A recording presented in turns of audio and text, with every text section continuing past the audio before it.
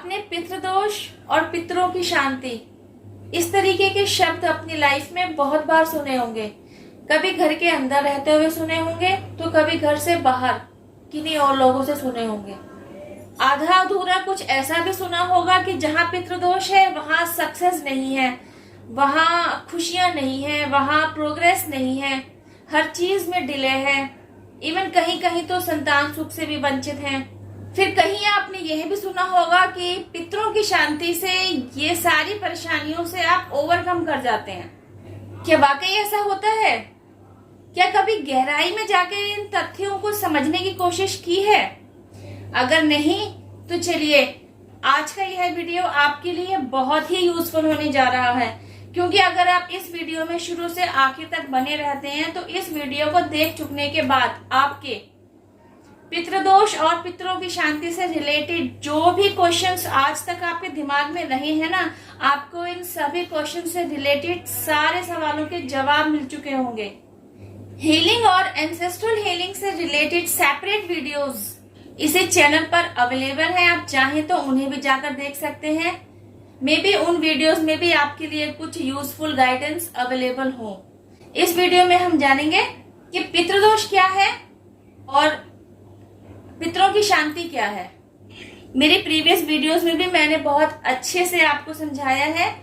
इस वीडियो में मैं मोटा मोटा बता देती हूँ मेरे उन नए व्यूवर्स के लिए जो आज ही मुझसे आकर जुड़े हैं कि हमारे पितृ कौन होते हैं। आज हम और आप जिस ब्लड लाइन में आ रखे हैं, मतलब हमने और आपने जिस भी ब्लड लाइन को कैरी कर रखा है, उसी ब्लड लाइन में हमसे पहले आ रखे लोग जिन्होंने आज की तारीख में शरीर त्याग दिया है। इस सीरीज में ज्यादातर ग्रैंड पेरेंट्स आते हैं, दादा दादी, नाना नानी, कहीं कहीं उनके पेरेंट्स भी आ जाते हैं। कहने का मतलब है वे लोग जो आज की तारीख में शारीरिक लेवल पर उपस्थित नहीं हैं, शरीर त्याग चुके हैं, वे हमारे एंसेस्टर्स की श्रेणी में आ जाते हैं। अब समझते हैं पितृदोष क्या है और इससे बाहर कैसे आ सकते हैं। इस भौतिक जगत में अनगिनत ब्लड लाइन्स मिलेंगी और इन्हीं सब ब्लड लाइन से जुड़े हुए न जाने कितने ही लोग होंगे। एक ही ब्लड लाइन से जुड़ी 3 पीढ़ियों की बात करें तो एक पीढ़ी वे जो आज की तारीख में हमारे एंसेस्टर्स हैं, मतलब शरीर त्याग चुके हैं। एक पीढ़ी वो जैसे हम और आप, और एक पीढ़ी वो जो हमारे आगे आने वाला वंशज हमारी ही ब्लड लाइन को कैरी करेगा। हर एक ब्लड लाइन की बात करें तो हर एक ब्लड लाइन में ये 3 पीढ़ियां मेजर रोल प्ले कर रही होती हैं। कुछ वे जो जा चुके हैं, कुछ वे जो आज की तारीख में अवेलेबल हैं जैसे कि हम और आप, और कुछ वे जो हमारी आगे आने वाली पीढ़ी हमारे ब्लड लाइन को आगे बढ़ाएगी, हमारी ब्लड लाइन को कैरी करेगी, हमारे वंश को आगे बढ़ाएगी। हम एक ब्लड लाइन को लेकर चलते हैं और सारे मसलों को समझने की कोशिश करते हैं। इन मसलों को समझते समझते ही हमें और आपको आपके सारे सवालों के जवाब मिल जाएंगे। एक ब्लड लाइन जिसके अंतर्गत उस ब्लड लाइन से जुड़े हुए लोगों के कुछ ऐसे मार्मिक मसले जिन्हें वक्त रहते सॉर्ट आउट नहीं किया गया, और उस पेन को जिन लोगों ने कैरी कर रखा था वे उस पेन को रिलीज किए बिना शरीर छोड़ गए, जैसे कि आपके एंसेस्टर्स। आपने अब तक क्या समझ रखा था कि वह इंसान जो भौतिक जगत में रहते हुए कल तक आपसे जुड़ा हुआ था, because of any kind of reason आज वह शरीर त्याग चुका है, तो उसके अंतिम संस्कार के बाद, उसके अस्थि विसर्जन के बाद, इवन समय समय पर आप जो अपने एंसेस्टर्स के लिए मावस की पूजा करते हैं, श्राद्ध में पूजा करते हैं, इन सब के चलते आपके द्वारा किए जा रहे कर्तव्य पालन से आपके एंसेस्टर्स को शांति मिल रही होती है, और आपको यह भी समझ में आता है कि आपके पितरों की शांति के लिए आपके द्वारा इतना किया जाना ही बेस्ट इनफ है। यस ऑफ कोर्स, बिल्कुल सही है।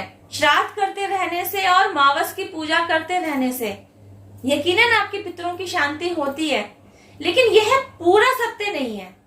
अगर यह पूरा तथ्य है तो जो लोग पितृदोष से ग्रसित हैं उनके द्वारा की जाने वाली पूजा अर्चना सक्सीड क्यों नहीं हो रही होती?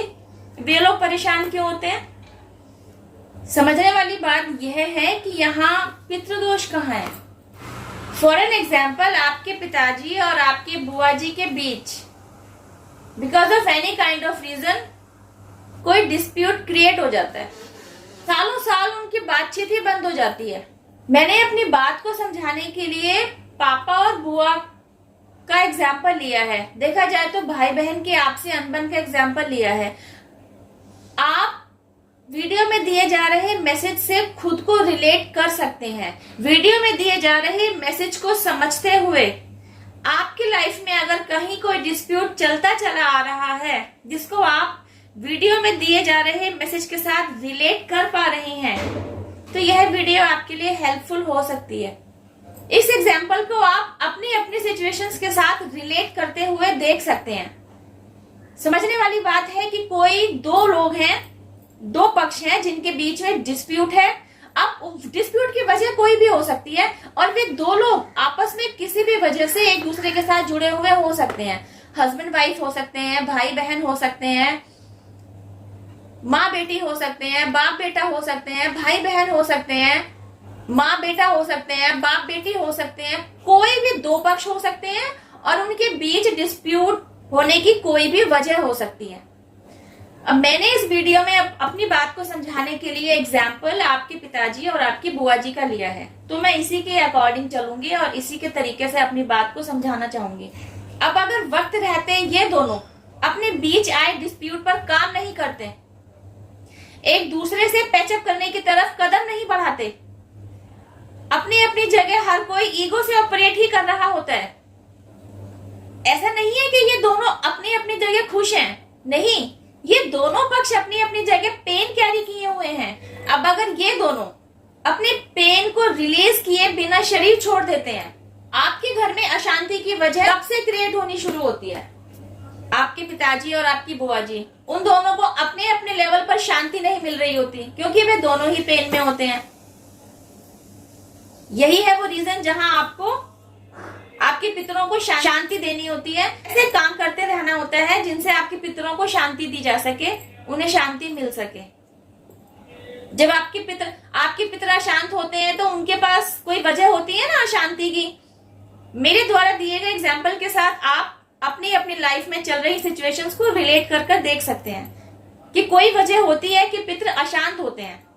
अब बात करते हैं उस मेन टॉपिक की जो है पितृदोष, मतलब वे मेन रूट कॉज। वो क्या है? वह वजह जिसके चलते आपके पिताजी और आपकी बुआ जी दोनों के बीच अनबन आई, वो वजह जिसके चलते उन दोनों के बीच डिस्प्यूट हुआ और वे दोनों ही पेन में गए। तो इस सारी सिचुएशन में आपको क्या समझ में आ रहा है? आपको यह समझ में आया कि आपके पिताजी और आपकी बुआ जी के बीच हुई खटपट के पीछे कोई वजह रही थी। उस वजह के चलते ये दोनों अपनी अपनी जगह पेनफुल लाइफ जीते रहे, उस पेन को रिलीज नहीं किया और शरीर छोड़ दिया। तो इन सारी बातों में वो दोष क्या है जो पितृदोष के रूप में आपके परिवार में सामने आ रहा है? वह दोष है आपके पिताजी और आपकी बुआ जी के बीच रिश्ते में आ रहा अलगाव। यह अलगाव है वह दोष जिस पर काम किया जाना जरूरी है। इसलिए आपके परिवार में, आपके ब्लड लाइन में किसी ना किसी के ऊपर यह दोष आ जाता है। और इसलिए नहीं आता कि आपको दुख देना है या आपकी तरक्की रोक देनी है, बल्कि यह दोष इसलिए आता है कि आपसे हीलिंग मांग रहा है। जिस किसी ब्लड लाइन में पेन है, इसका मतलब वहां पितृदोष है। पितृदोष के होने के पीछे बहुत सारे मिथ लगा रखे हैं। असली दो वजह हैं। इस बात को आप ध्यान से समझिए। अगर आपको यह समझ में आ रहा है कि आपकी ब्लड लाइन में पेन है, आपके घर परिवार में पितृदोष चलता चला आ रहा है, जिसकी वजह से आपके घर में सुख शांति नहीं है, सुख और समृद्धि नहीं है, बच्चों से रिलेटेड प्रॉब्लम है, पैसे से रिलेटेड प्रॉब्लम है, इमोशन से रिलेटेड प्रॉब्लम है, जो कोई भी वजह है और आप जो कोई भी परेशानियां उठा रहे हैं, पितृदोष अगर आपके ब्लड लाइन में कैरी फॉरवर्ड हुआ है, उसके पीछे के दो मेन रीजन ये हैं। पहला ये कि आपके ऊपर कैरी फॉरवर्ड इसलिए हुआ है दोष का निवारण कीजिए, और दूसरा अपने एंसेस्टर्स को हीलिंग सेंड कीजिए। उस दोष का निवारण करने ज्यादातर लोग, इवन 99% लोग पंडित के पास जाते हैं, पूजा अर्चना के थ्रू इस पितृदोष की शांति कराते हैं। यह रास्ता भी सही है, कितना कारगर है ये मैं नहीं जानती, लेकिन जो मैंने देखा और जो मैंने किया और जो मुझे उसके 100% रिजल्ट मिले, मैं उसी बेसिस पर आज यह वीडियो आप सबके साथ शेयर कर रही हूँ। आपने समझ लिया है कि आपके पिताजी और आपकी बुआ जी के बीच आए रिश्तों में अलगाव आपकी ब्लड लाइन में कैरी हो रखी पेन की मेन वजह है, और यही पितृदोष भी है। अब आपको इस पितृदोष का निवारण करना है। तो वह दोष जो भाई और बहन के आपसे रिश्ते में लगा, तो आप नोटिस करेंगे उस ब्लड लाइन में आगे आने वाले बच्चे जो भी मेल और फीमेल होंगे, मतलब भाई बहन जो भी होंगे, उनके आपसे रिश्ते सही नहीं रहेंगे। अगर आप वह पर्सन है जिसकी अवेकनिंग हो चुकी है, जो अवेकनिंग प्रोसेस से गो थ्रू हो चुका है, अगर आप वह शख्स हैं जो इस सारी बातों को समझ पा रहे हैं, जो खुद को हील कर चुके हैं और हीलिंग से रिलेटेड सारे कंसेप्ट को भी समझते हैं, तो आप जरूर यह समझ पा रहे होंगे कि आपके पिताजी और आपकी बुआ जी के बीच आए अलगाव से रिलेटेड पेन जो आपके ब्लड लाइन में कैरी हो रखा है, वह अब आप में और आपकी बहन के बीच आ रहा होगा या आएगा। Because you are awakened now, तो यह आपकी जिम्मेदारी है, यह आपकी रिस्पॉन्सिबिलिटी है कि आप न केवल इस दोष पर काम करें, बल्कि अपने एंसेस्टर्स को भी हीलिंग सेंड करें, जैसे कि आपके पिताजी और आपकी बुआ जी जो अभी तक इस पेन में हैं। आप में और आपकी बहन में जो कोई भी वजह रही हो अलगाव की, शी इज अनअवेकन्ड, उसे नहीं समझ में आएगा ये सारी बातें जो आपने समझ ली हैं कि अलगाव आज की तारीख में आप दोनों भाई बहनों के बीच किसी भी मुद्दे को लेकर अलगाव उपस्थित हुआ होगा, अलगाव की सिचुएशंस क्रिएट हुई होंगी, लेकिन इसके पीछे का रूट कॉज है कि आप दोनों के बीच अलगाव की स्थिति उत्पन्न होनी ही थी। इसलिए कोई भी सिचुएशन क्रिएट हुई जिसकी वजह से आप दोनों के बीच अलगाव बना। आपसे जुड़े सभी लोगों के बीच में सिर्फ आप ही अवेकन्ड हैं। आपको मेरे द्वारा बताई जा रही सारी बातें समझ में आ रही हैं, तो सोचिए कितनी महत्वपूर्ण भूमिका निभाने आप यहाँ आए हैं। बिकॉज अवेकनिंग प्रोसेस से आप गो थ्रू हो चुके हैं, आप खुद को हील कर चुके हैं, आप हीलिंग के जादू का अनुभव अपनी लाइफ में देख चुके हैं, और अब आप इतने मैच्योर हो चुके हैं कि आपने अपनी ब्लड लाइन में चलते चले आ रहे पेन को ऑब्जर्व कर लिया है, और आपने यह भी समझ लिया है कि आपके पिताजी और आपके बुआ जी के बीच रिश्तों में आए अलगाव की वजह जो कोई भी रही हो, उन दोनों को एक दूसरे को माफ करने की जरूरत थी, उन दोनों को एक दूसरे से माफी मांगने की जरूरत थी, जो उन दोनों ने वक्त रहते नहीं किया।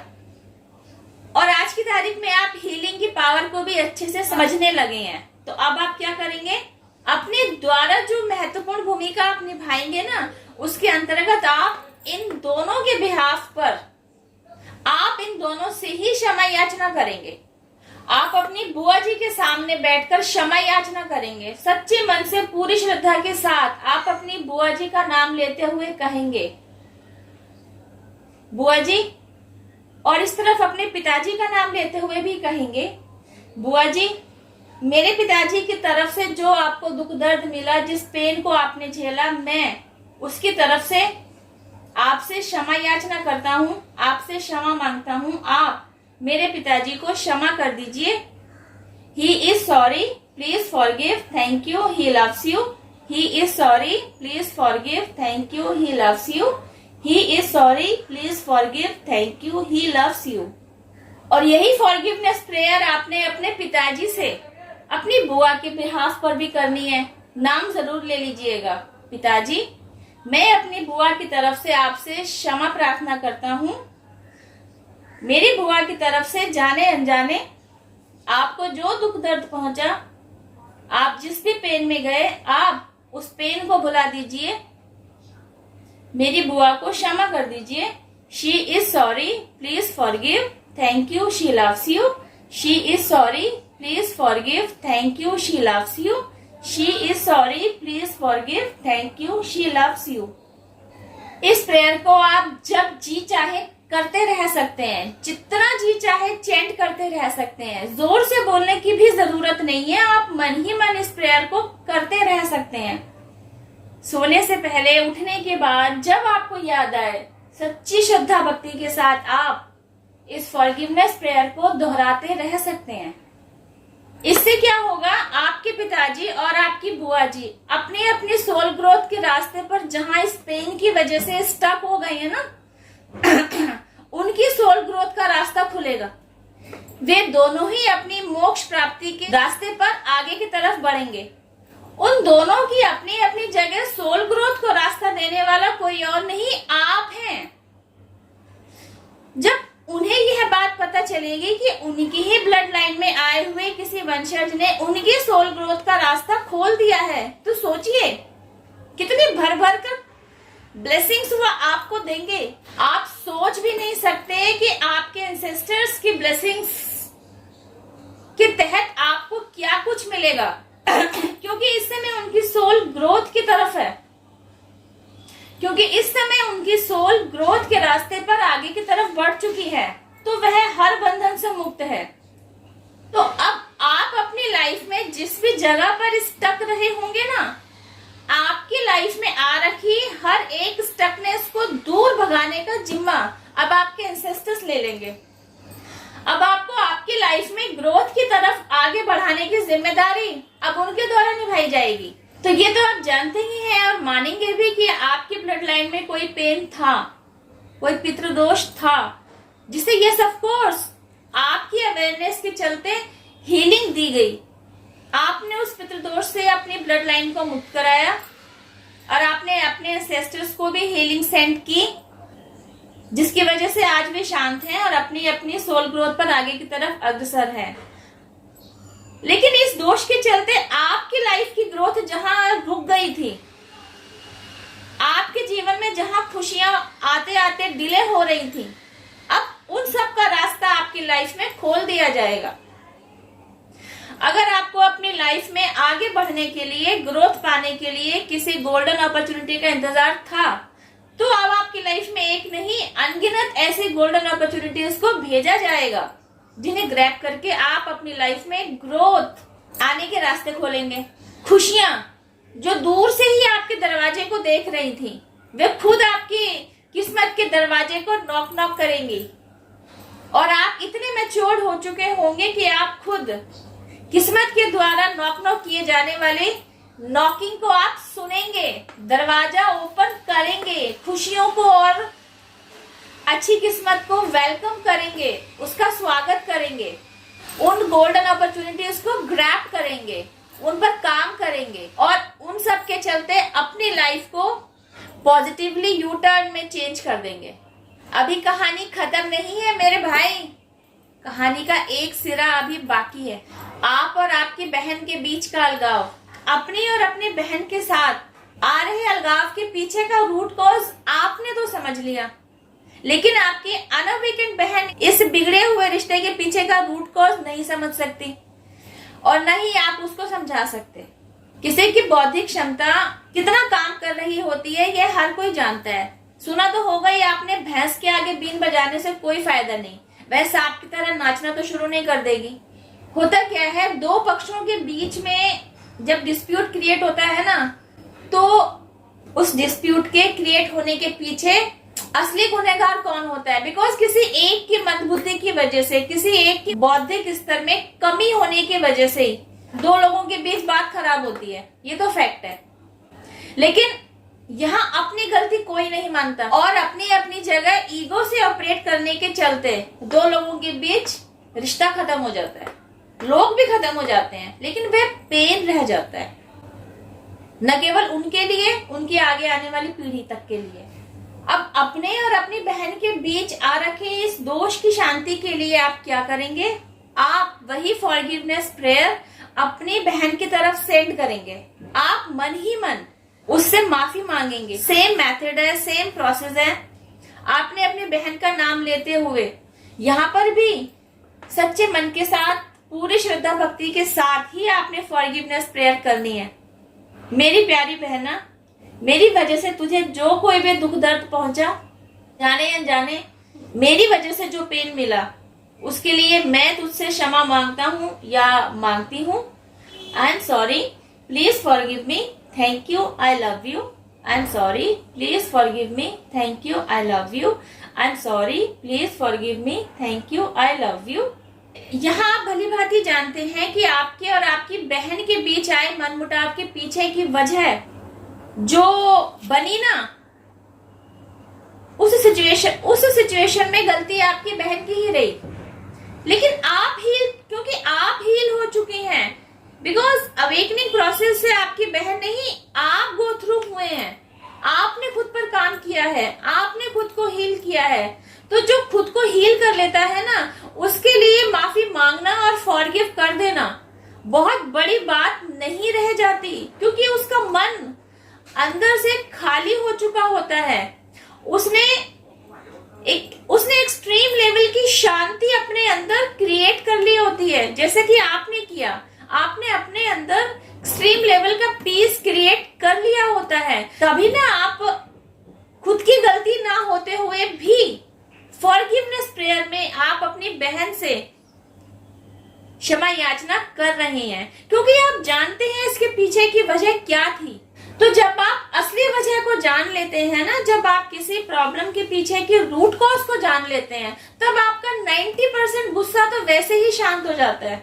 एक 10% गुस्सा आपकी फॉरगिवनेस प्रेयर से जाता रहता है। तो होगी ना आपकी और आपके सिस्टर के बीच 100% पीसफुल शांति क्रिएट। अच्छा, यह फॉरगिवनेस प्रेयर भी आपने मन ही मन करनी है, उसके सामने जाकर नहीं बोलना है। बिकॉज फिजिकल वर्ल्ड में आप दोनों के बीच जो अनबन क्रिएट हुई है, मे बी उसका मेन वजह आपकी बहन ही हो। आप दोनों के बीच किसी सिचुएशन को बिगड़ने के पीछे की सारी वजह आपकी बहन ने ही दी हो, आपकी बहन ने ही मेजर रोल प्ले किया हो। बेशक आपने खुद को हील कर लिया है, आज की तारीख में आपका मन शांत है, लेकिन यह कलयुग भी है। ऐसा नहीं हो सकता कि जिसने गलती की है उसके सामने से जाके आप उससे क्षमा याचना कर रहे हैं। ऐसा करने से उसकी आपको दबा देने की प्रवृत्ति, आपको गलत साबित करने की प्रवृत्ति, आपकी गुडविल खराब कर देने की प्रवृत्ति के प्रति और बढ़ोतरी होगी। तो यह तो रास्ता आप ही अनजाने ही यह रास्ता आप ही दे रहे हैं उसे। आपको ऐसे नहीं करना है, आपको उससे क्षमा याचना मन ही मन करनी है। तो अपनी बहन के प्रति जो आपने ये फॉरगिवनेस प्रेयर की ना, अब इसके भी आपको 2 फायदे मिलेंगे। पहला फायदा, आपकी बहन की मनोस्थिति आपको लेकर पॉजिटिव बनेगी। वह खुद आपसे बातचीत करने का इनिशिएटिव लेगी। वह खुद से इनिशिएटिव लेगी कि आप दोनों के बीच जो भी कड़वाहट आ रखी है उसे भुला दिया जाए और आपस में पहले जैसी मधुरता को लाया जाए, एक दूसरे के प्रति पहले जैसे विश्वास को लाया जाए। आपके द्वारा लिए गए इनिशिएटिव की वजह से, आपके द्वारा सेंड की गई हीलिंग की वजह से दूसरा फायदा भी आपको ही मिलेगा। आपकी ब्लड लाइन में आगे आने वाले बच्चे जो भी मेल और फीमेल भाई बहन बनकर आएंगे, अब किसी भी तरीके के ब्लड लाइन पेन को कैरी नहीं किए हुए होंगे। वे ब्लड लाइन पेन रहित आएंगे।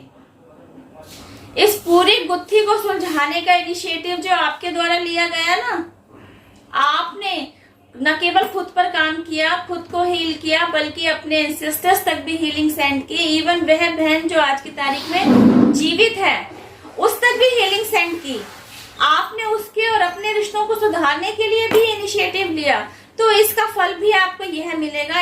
आप न केवल अपने एंसेस्टर्स की तरफ से ब्लेसिंग्स को रिसीव करेंगे, बल्कि पूरे डिवाइन रियल्म की ब्लेसिंग्स आप तक पहुंचेंगी। इन ब्लेसिंग्स के रूप में आपको वह सब कुछ मिलेगा जो आपको चाहिए, जिसकी आपने ख्वाहिश की थी। न केवल आप खुशहाली से भरा हुआ सुखी और समृद्ध जीवन जिएंगे, बल्कि आपकी आगे आने वाली पीढ़ी भी ऐसा सुखी, समृद्ध और खुशहाली जीवन जिएगी। वीडियो में दी गई जानकारी को आप तक पहुंचाने के लिए बहुत मेहनत की गई है। आप भी इसी डिवाइन वर्क में अपना हाथ बटा सकते हैं। Share to others.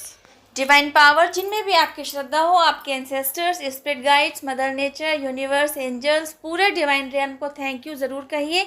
इन्हें अपना ग्रेटिट्यूड जरूर दीजिए, क्योंकि इन्हीं की हेल्प, प्रोटेक्शन, ब्लेसिंग्स और सपोर्ट की वजह से हम और आप आज तक संभले हुए हैं और अपने अपने सोल ग्रोथ पर अग्रसर हैं। Thank you for watching my video. अब मैं आपसे मिलती हूँ मेरी नेक्स्ट वीडियो में। टिल देन हैव पेशेंस, रब है। जय Mata Di, take care, bye, stay blessed.